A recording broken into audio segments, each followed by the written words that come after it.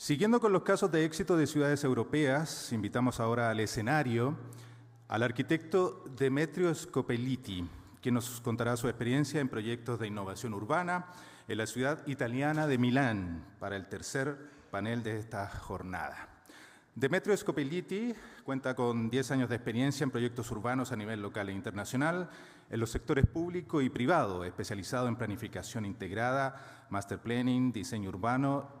Ha investigado la ciudad contemporánea y sus tendencias. Desde 2016 es asesor de políticas y proyectos de la Concejalía de Urbanismo Verde y Agricultura del Ayuntamiento de Milán, donde ha liderado proyectos estratégicos como el Piano di Governo del Territorio Milano 2030, el Acuerdo de Programa Scali Ferroviari, el concurso Reinventing Cities y el Programa de Urbanismo Táctico Piazze Aperte.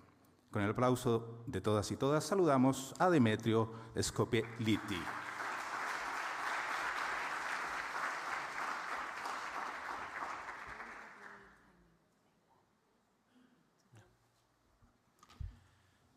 Gracias por la invitación y discúlpame porque voy a hablar en inglés.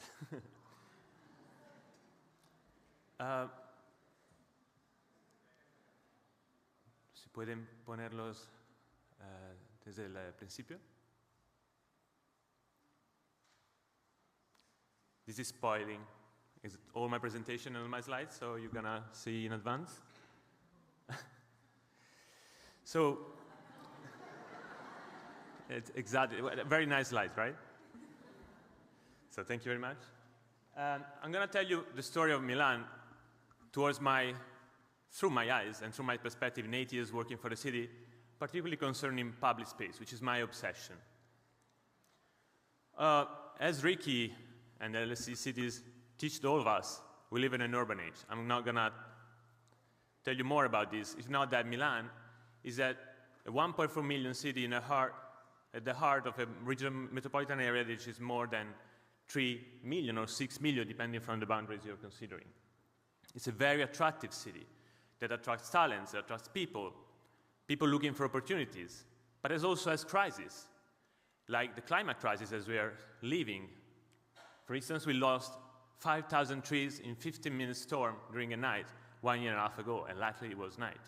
But we also suffer other crises coming from the shortage of housing, the pandemic that we experienced and we were very hit, and also the higher costs of life coming from the wars and all the international situation that we are living in.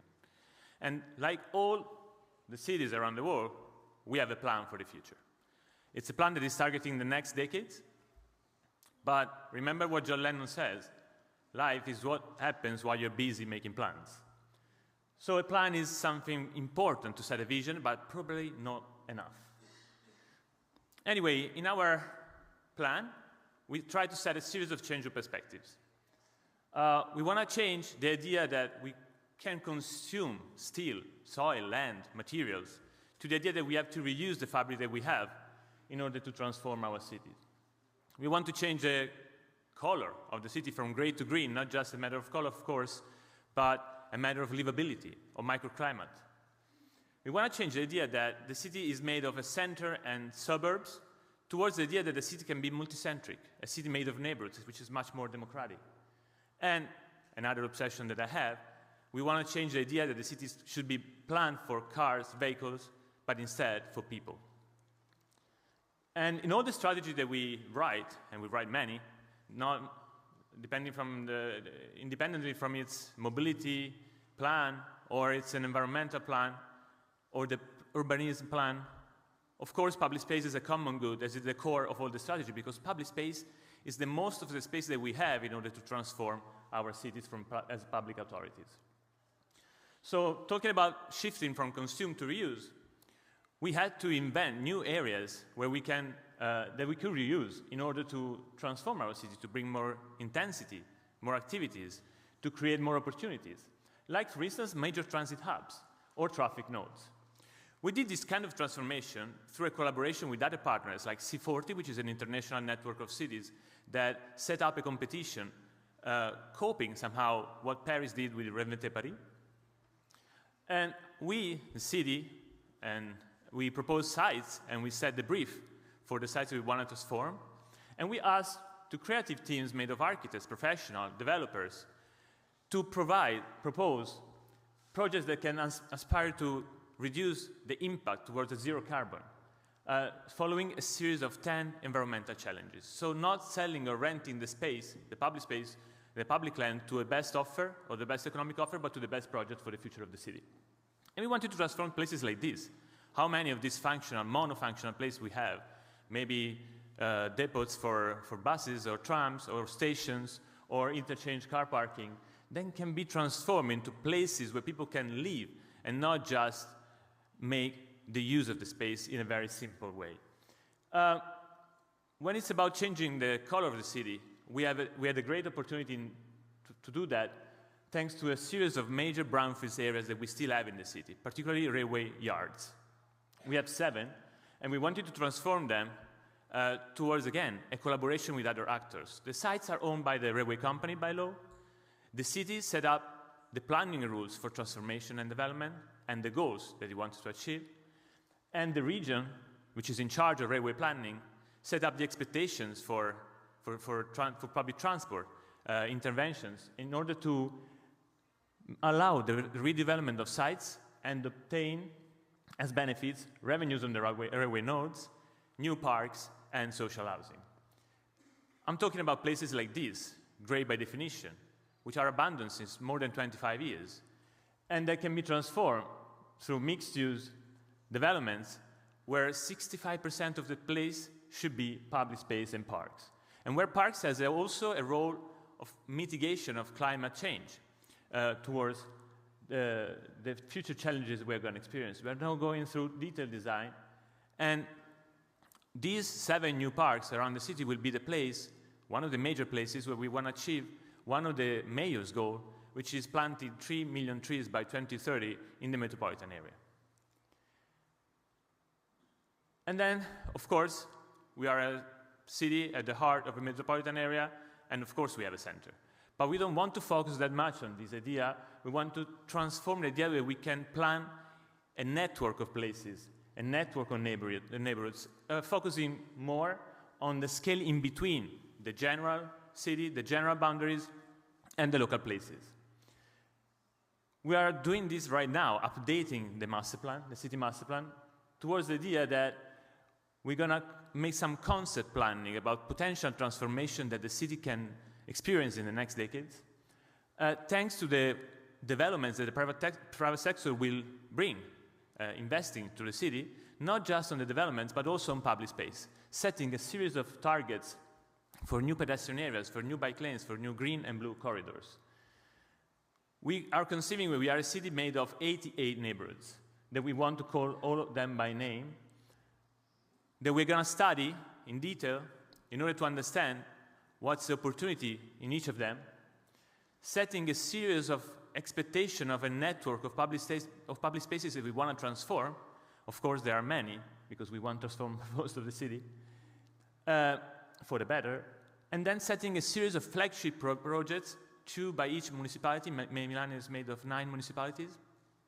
That is going to be the priority where we want to invest the most, particularly with the idea of transforming the existing infrastructure into new public infrastructure for people's lives.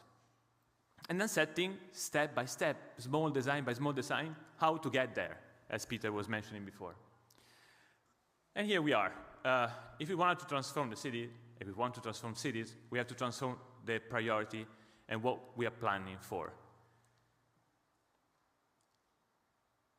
And of course, we can do it through infrastructure design. If we want to change the streets into public spaces, of course, we have to redesign infrastructure, but not just with simple single street projects, but also through major infrastructures, like, for instance, the construction of a new metro line, like we did with the M4 in Milan. In this case, AMAT, the agency I work for now, designed a series of concept design that were given to the constructor, approved by the city, in order to transform taking care not just on the underground implementation of a new metro line, but also of the overground, transforming more than 51 construction sites that were planned to be reshaped as they were before into places that we transform into linear park like this. There was a construction site for more than 10 years, and people could not use anymore. And now it's the heart of more than one neighborhood in the city, a place where my son is playing every Sunday. Places like these, there were illegal car parking corridors, something that we have in Milan, hopefully I didn't see yet in Santiago de Chile, that we could transform into active mobility corridors, where we could bring new bike lanes and new pedestrian spaces in order to change also the habits in terms of movement within the city. But as you can see from all these slides, changing the city is not that easy like putting a carpet over the streets full of cars. It takes time, it takes energy. It takes a lot of energy and it takes a lot of time, to be honest. But change can be achieved through a simple formula. The formula is basically conceived to overcome the resistance to change. And change can be applied by simply recognizing what dissatisfaction is, by setting a vision, but not only a vision, but also the first step, where you can start from. And that's the most important aspect that we should consider while working on city, in my opinion. Because we really need to show what change can be in order to convince the people that they want to follow us on that change. But if you want to change a public space in Milan or in Italy or probably in Europe, and I think it's the same in Santiago, you might need years of planning, designing, engagement processes. You probably need millions of euros because it's really expensive to touch the soil. And the projects that you deliver after years and years of studying and planning and designing, etc., are not reversible. And what happens most of the time, they get old very soon. So what we wanted to do and what we try to do is institutionalizing a new methodology, a simple methodology. The fact that we can transform spaces with very few money by spending months, not years, of our time in designing and testing, with solutions that can be reversible. And the fact that it can be reversible allows us also to be more radical, because we can say people that are not convinced, if it doesn't work, we will go back. And what happens is that we will never go back.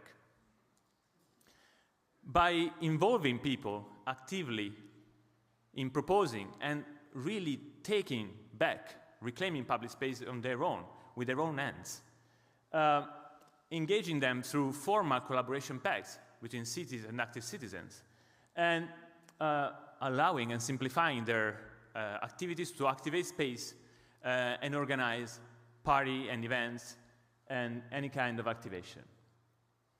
Through the idea that if we want to transform our cities, we should do it incrementally, as Peter was also mentioning. So, and when the participation and engagement shouldn't be on paper, most of us don't understand the design of architects. Most of us, all of us, understand what is living a new public space that was not there before. And once you experience that, you get used to that, then it's very simple to go and find the final, and approve the final solution. With these methodologies, since 2018, we transformed more than 50 areas in the city, reclaiming back more than 50,000 square meters of streets and public spaces. And not only we transform piazze, the project is called Piazze Aperte, but also during the pandemic particularly, we reclaim spaces in order to transform the way we move in the city by designing and implementing new bike lanes. We were designing during the day and implementing during the night, the most exciting period of my life. And reusing parking lots for other uses, negotiating the fact that every one of us should have a parking lot in the street while can be used for other economies. And I'm going to show you some of these projects in the time that I have left. Projects like these this was a piazza at the heart of a neighborhood north of Milan. As you can see, it was a piazza by name, but at the end, it was a car parking for 25 car parks. They stay stopped there 97% of their time. If you close your eyes and you open them again, and you change the perspective, this is what a space can be transformed into by simply painting the space and the boundaries, putting planters, putting benches, and other installation and activators. And then you can organize the best party that you ever had. And organizing a party is the best way to convince people that are skeptical that they can be part of a transformation. And what we see every time that we do such a transformation, kids pop up. Children immediately pop up and start running and shouting and being loud about the fact that they can experience the public space differently from what they were used to. But there is not just kids. There's also adults playing and staying and socializing. And no matter if it's temporary or if it's permanent, we kept with that idea. And then we enter also places like these, gray oceans, which is a clear representation of what the city plan for cars was. Spaces where cars can do any kind of maneuver, but people cannot even cross. And this space is in front of a school. So why we don't change perspectives? Why don't we allow people to, kids to exit and enter safely and engaging during the moment of entering and exiting schools? And cars can just circumnavigate. And these are pictures from the first day. Just imagine how hungry we are in terms of having more public space where to stay together. So after the first pilots, we set up a new way of implementing projects, not by top-down decision, but by getting proposals of collaboration through an open call. People overreact and overwhelm us with a lot of proposals. And this is what we do. We get collaboration proposals, we co-design and engage with people, the city approve and implement, we do the tactical urbanism phase, then we monitor, and we design the permanent, and we implement it. Through this process of collaboration and co-design with people, we've been able to deliver 45 of the first 65 proposals that we get in 2019. And this is the map. I can show you where we implemented all the different elements. And I'm going to conclude. Places, particularly focusing on places like these, in front of schools. Places that can become playground naturally every day. And then school became our obsession because we understood if you want to change the city and transform the city, you should start from there. Because schools are everywhere, and schools gather a huge amount of people and families that are striving for change. We got 87 proposals again in 3 months in 2022, 110 projects, about 250 schools by just asking them a question, where you want to collaborate with us. We are planning 30 more projects to be implemented, projects like this, where you change the perspective and the life of people by simply allowing them to use the space differently from what they were used to. Conclusion, and sorry if I take the last minute again. What I understood in 8 years in the city, that if we want to transform cities, we have to transform them starting from public space, and the most of the public space we have is streets. And changing the streets is much easier than what we think. You just need will. Even though you might need an integrated team of people that use the different experiences and knowledge in order to break in silos and work together. Work together, establishing collaborative processes that are the key in order to transform and to resolve all the fragmentation of space that Peter was showing before. Our collaborative team makes possible imagining change, and this is very important for cities. You should provide imagination about what can be in the future. Everything in public space, not just as an infrastructure for investment, but as a relational infrastructure where people can live together and become citizens. Engaging them through life experience and not by just showing projects on paper. Multiply the political role and the potential impact that all of us have, including the people that we are in this room. And where the goal, the final goal of working for a city shouldn't be just delivering projects and programs, but creating communities, and particularly creating communities that are asking and pushing for change for the better. This is my team. This is my community of change. It's called Officina Urbana. It's part of an agency called AMAT. It's a team of 30 designers that we hired in the last 5 years in order to transform, imagine, break in silos, and make the city a better place for everyone to live. Streets are public spaces for people. People, not cars, create communities, and communities are the one we should give voice in order to push and ask for having a positive impact and change in the cities. Thank you very much.